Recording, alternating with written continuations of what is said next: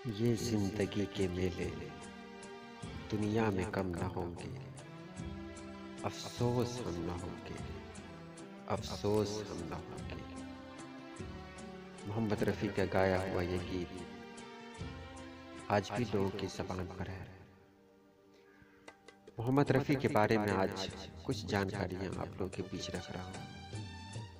यह वही गांव है जहां मोहम्मद रफ़ी की पैदाइश हुई, कोटला सुल्तानपुर, पंजाब। और इस गांव को वो फख्र हासिल है जहां दुनिया का सबसे अजीम गुलकार पैदा हुआ। मोहम्मद रफ़ी की ये बचपन की तस्वीर अपने वालिद साहब के साथ, बहुत ही रेयर तस्वीर। कौन जानता था कि ये बच्चा एक दिन दुनिया का सबसे अजीम गुलकार बनेगा। मोहम्मद रफ़ी को हम दिल से याद करते हैं। ये वो घर है जहां मोहम्मद रफ़ी का बचपन गुजरा। मोहम्मद रफ़ी ने अपने बचपन के इब्तिदाई दिन इसी घर में गुजारे। पंजाब में आज भी ये घर सलामत है। और ये वो तस्वीर है, ये वो स्कूल है जहां मोहम्मद रफ़ी ने दूसरे दर्जे तक तालीम हासिल की। ये स्कूल एक यादगार स्कूल के तौर पर जाना जाता रहेगा। मोहम्मद रफ़ी एक बड़ा नाम, एक बहुत अजीम गुलकार। इस तस्वीर में आप देख सकते हैं मोहम्मद रफ़ी अपने वालिद के साथ बैठे हुए हैं। मोहम्मद रफ़ी हिंदुस्तान की शान है। मोहम्मद रफ़ी किसी तारीफ के मोहताज नहीं। आइए चलते हैं। न फनकार तुझसा तेरे बाद आया, मोहम्मद रफ़ी तू बहुत याद आया। मोहम्मद रफ़ी 24 दिसंबर 1924 को पैदा हुआ और 31 जुलाई 1980 को इनकी वफात हुई। जिन्हें दुनिया रफ़ी या रफ़ी साहब के नाम से बुलाती है। हिंदी सिनेमा के श्रेष्ठ गायकों में से एक थे। अपनी आवाज की मधुरता और प्रास की अधिकता के लिए इन्होंने अपने समकालीन गायकों के बीच अलग पहचान बनाई। इन्हें शहंशाह तरन्नुम भी कहा जाता था।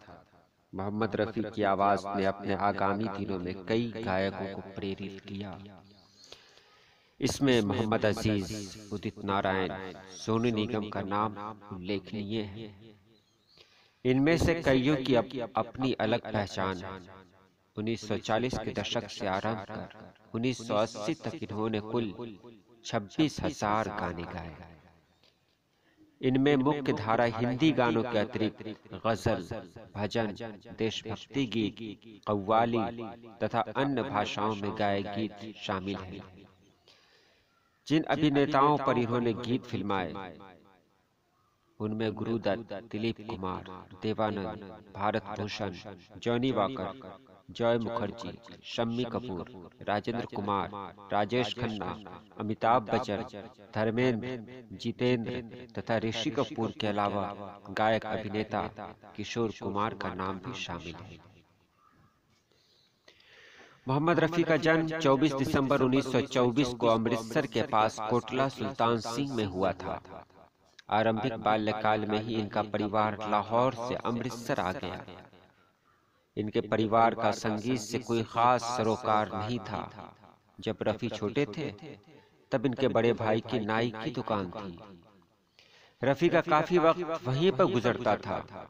कहा जाता है कि रफ़ी जब 7 साल के थे तो वे अपने बड़े भाई की दुकान से होकर गुजरने वाले एक फकीर का पीछा किया करते थे, जो उधर से गाते हुए जाया करता था। उसकी आवाज रफ़ी को पसंद आई और रफ़ी उसकी नकल किया करते थे। उनकी नकल में अव्वलता को देखकर लोगों को उनकी आवाज भी पसंद आने लगी।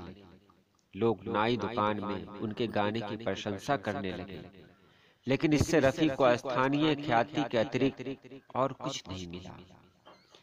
इनके बड़े भाई मोहम्मद हमीद ने इनके संगीत के प्रति इनकी रुचि को देखा और उन्हें उस्ताद अब्दुल वाहिद खान के पास संगीत शिक्षा लेने को कहा। एक बार आकाशवाणी लाहौर में उस समय के प्रख्यात गायक अभिनेता कुंदन लाल सहगल अपना प्रदर्शन करने आए थे। इसको सुनने हेतु मोहम्मद रफी और उनके बड़े भाई भी गए। बिजली गुल हो जाने की वजह से सहगल ने गाने से मना कर दिया। रफी के बड़े भाई ने आयोजकों से निवेदन किया कि भीड़ की व्यग्रता को शांत करने के लिए मोहम्मद रफी को गाने का मौका दिया जाए। उनको अनुमति मिल गई और 13 वर्ष की आयु में मोहम्मद रफी का यह पहला सार्वजनिक प्रदर्शन था।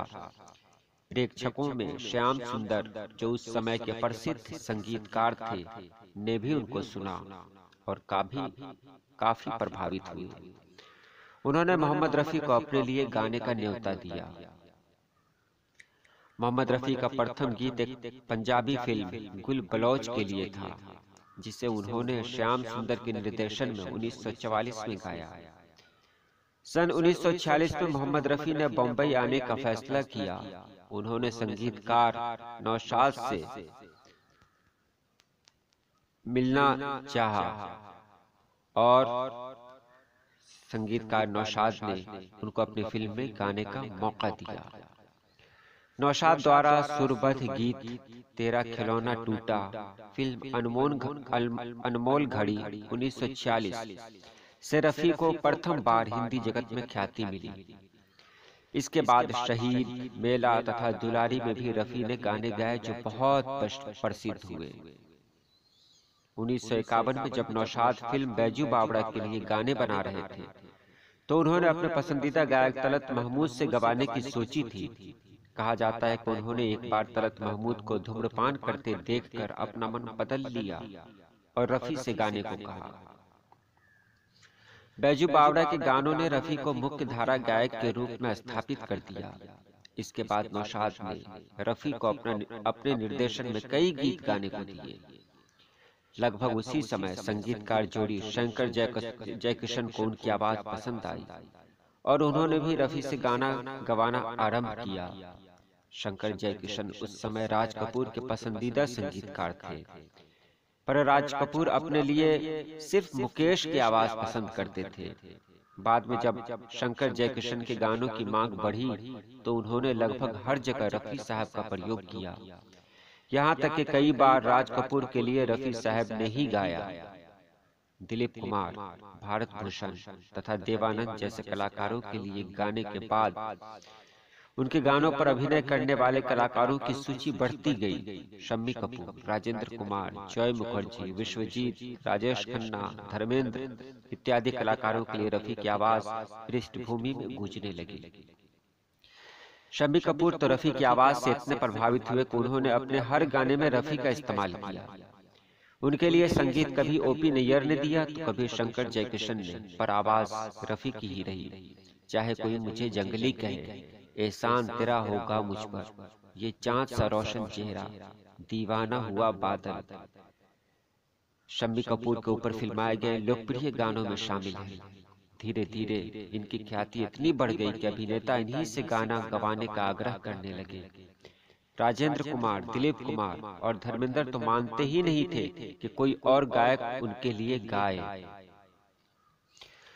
1950 के दशक में शंकर जयकिशन, नौशाद तथा सचिन देव बर्मन ने रफी से उस समय के बहुत से लोकप्रिय गीत गवाए। यह सिलसिला 1960 के दशक में भी चलता रहा। संगीतकार रवि ने मोहम्मद रफी का इस्तेमाल 1960 के दशक में किया। 1960 में फिल्म चौधरी का चांद के शीर्षक गीत के लिए रफी को अपना पहला फिल्म फेयर पुरस्कार मिला। इसके बाद घराना, काजल, दो बदन तथा नील कमल जैसी फिल्मों में इन दोनों की जोड़ी ने कई यादगार नगमे दिए। 1961 में रफी को अपना दूसरा फिल्म फेयर अवार्ड फिल्म ससुराल के गीत तेरी प्यारी प्यारी सूरत को के लिए मिला। संगीतकार जोड़ी लक्ष्मीकांत प्यारेलाल ने अपना आगाज ही रफी के स्वर से किया और 1963 में फिल्म पारस मणि के लिए बहुत सुंदर गीत बनाए। इनमें सलामत रहो तथा वो जब याद आए, बहुत याद आए, उल्लेखनीय है। 1965 में ही लक्ष्मी प्यारे के संगीत निर्देशन में फिल्म दोस्ती के लिए गाए गीत चाहूंगा मैं तुझे साँझ सवेरे के लिए रफी को तीसरा फिल्म फेयर पुरस्कार मिला। 1965 में उन्हें भारत सरकार ने पद्मश्री पुरस्कार से भी नवाजा।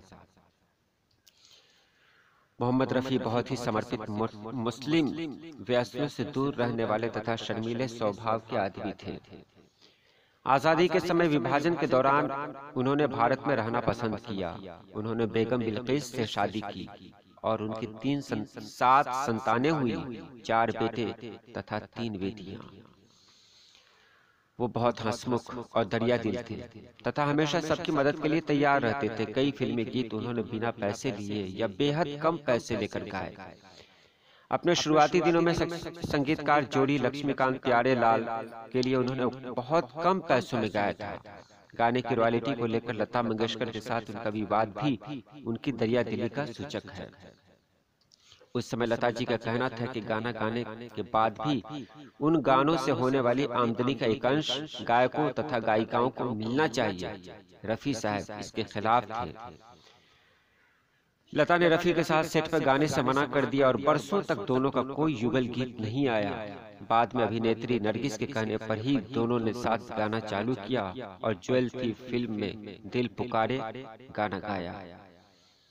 रफी ने अपने जीवन में कुल कितने गाने गाए इस पर विवाद है। 1970 के दशक में Guinness book of world record में लिखा गया सबसे अधिक गाना गाने का रिकॉर्ड लता मंगेशकर को प्राप्त है, जिन्होंने कुल 25,000 गाने रिकॉर्ड किए हैं।